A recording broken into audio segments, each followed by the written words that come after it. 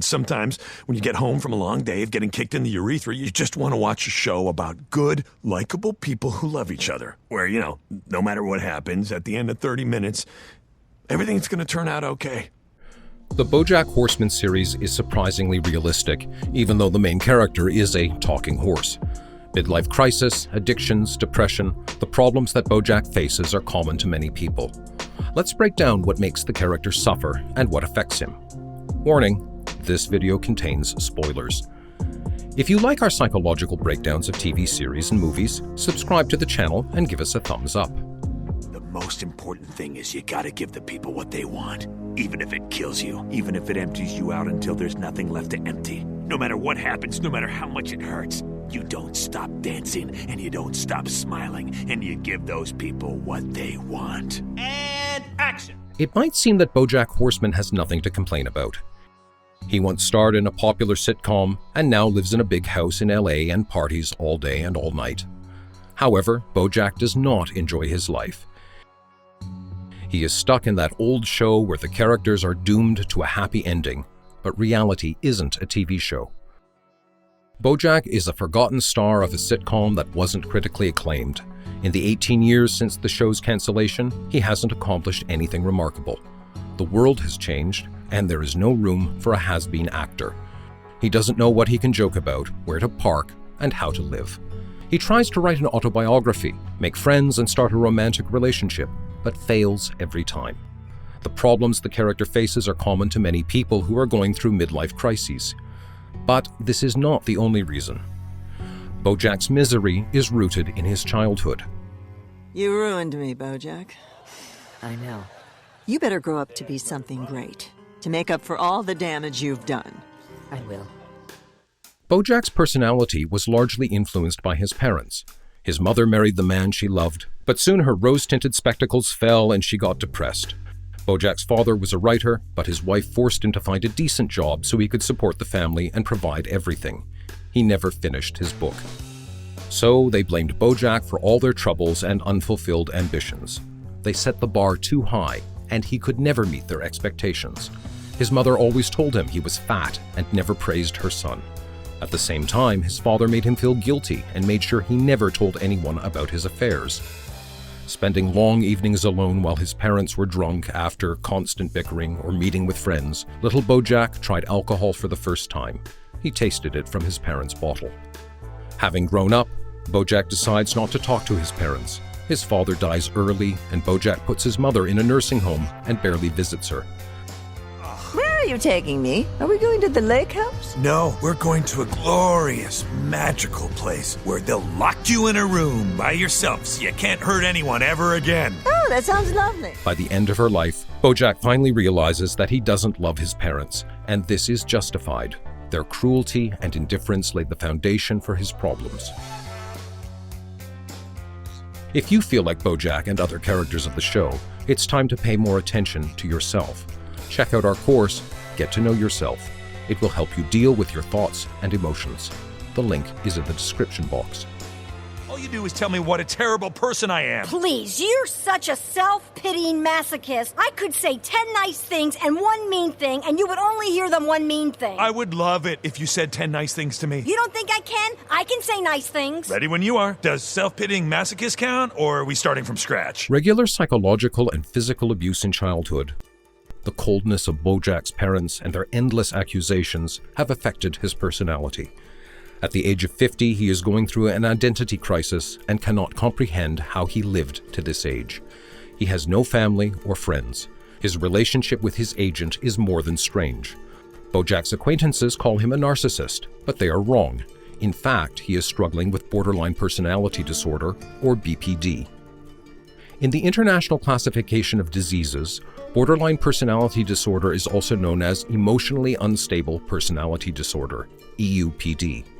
Its main feature is an unstable emotional state. People struggling with BPD are prone to instability in all aspects of their lives. It's manifested in their self-esteem and relationships. For example, BoJack looks down on others, considering them less successful and talented. However, when the character is all alone, he drowns in self-criticism and thoughts about his worthlessness. Those with BPD find it especially hard to maintain a relationship. They strive for communication with other people, but push them away. They are afraid of being abandoned and cling to their partners, but doubt their feelings. Such people demonstrate their hypersensitivity in a relationship with others. They are especially sensitive to other people's words and actions. At first, such a person idealizes their partner and wants to be together every single minute. But if they don't even like one word their partner says, it's enough to cut them out of their life. You can disappoint them by being 5 minutes late or missing a call. That's what happens to BoJack and Diane, Carolyn, and many others. At the same time, people with BPD cannot survive without being in a relationship. They merge with their partners and it helps them to identify themselves. Left alone, they feel desperate and don't know who they are. In other words, people around them become a mirror showing them who they are and what they are worth. BoJack can't stand being alone, so he welcomes the unemployed Todd, who somehow stayed at his place after some party, and when BoJack is left alone, he travels to other cities to feel better. People struggling with borderline personality disorder find it hard to respect other people's personal boundaries. We can see this in BoJack's relationships with women. BoJack wants to take any kind of relationship to the next level, getting close to everyone, but it doesn't lead to anything serious, and he is all alone again. People struggling with BPD are impulsive and prone to mood swings. BoJack reacts and responds to every little thing others might not even notice. You can even see it in the latest episodes when BoJack transforms from a calm, intellectual horseman into an impulsive old actor in the blink of an eye. He is aggressive, short-tempered, and can get angry at Todd because of the mess he made himself. This makes BoJack's life really difficult. Borderline personality disorder may run in the family, but not in this case. BoJack got BPD growing up. Complex relationships with parents, endless screaming and yelling, inadequate and constantly changing demands from parents made the character emotionally unstable. And since little BoJack was left alone too many times, he developed the fear of loneliness we can see throughout the series. I'm here because I made choices. Nobody made me drink. My addiction didn't pull a knife on me and say, "Hey, bub, drink this alcohol or I'm gonna strangle you." People with BPD experience an endless existential crisis. Their thoughts are similar to rumination, a mental chewing gum.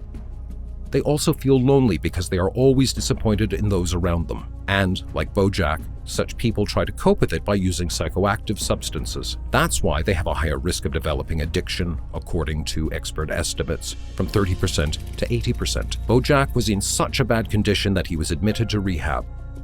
His addiction was the reason he hurt so many people and blamed himself for the death of his colleague, whose slow decline he witnessed. It only worsens his condition, triggers anxiety, and the feeling of abandonment. Moreover, addictions negatively affect the disorder by exacerbating the symptoms. They also trigger depressive episodes, which are common in people with BPD. BoJack is always depressed, especially when sober. So this makes him abuse alcohol again and again. The funeral was huge. There were so many people there. I kept thinking, I did this to her. And everyone was just standing around like, well, this was bound to happen, but it wasn't bound to happen. After Sarah Lynn's death, the guilt eats BoJack up inside. He wonders if he is responsible for her addiction and death. The situation is even more complicated because Sarah played his daughter in the series.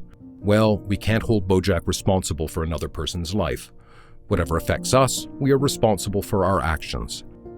There are many factors that influence our lives, but you can never blame others for your own choices. Even though BoJack's addiction has taken its toll on Sarah, it was her choice to follow suit. The same applies to BoJack. Even though bad parenting negatively affected him, his parents are not responsible for their fully grown-up son. When we become independent, emancipated people, we have to deal with our childhood trauma. For instance, BoJack could have gone to a therapist instead of abusing alcohol. Diane, I need you to tell me that it's not too late. BoJack, I need you to tell me that I'm a good person. I know that I can be selfish and narcissistic and self-destructive, but underneath all that, deep down, I'm a good person, and I need you to tell me that I'm good. Since BoJack doesn't want to take responsibility for his actions, he waits for other people to save him. He is prone to codependency and plays the role of the victim. That's why he can't make it work with Anna. She doesn't want to save him. Todd, not fit to be the rescuer, also turns his back on BoJack. But he finally finds his rescuers, Diane and Princess Carolyn. Diane admits that she wants to help others, but she is the one who needs help. Princess Carolyn also helps BoJack out. It's part of her job, but also part of her personality. She could have given up on him long ago and avoided a lot of troubles. Instead, she saved BoJack again and again. Sorry, I think I just need to be alone right now. Of course. That's what you get when you fall for a horse. Even though their help allowed the protagonist to remain the victim, their help was priceless. For example, Diane took him to rehab, and Princess helped him find a job. However, they were unlucky enough to have a codependent relationship with Horseman. Eventually, Diane and Princess Carolyn get over it, and BoJack starts a new life as he tries to change and let go of the mistakes of the past. Will he finally be able to sort out his problems? Do you like this character? Share your opinion in the comments. If your life seems meaningless and you feel exhausted after watching a couple of videos on YouTube, try therapy and check out our course, Get to Know Yourself. Take care.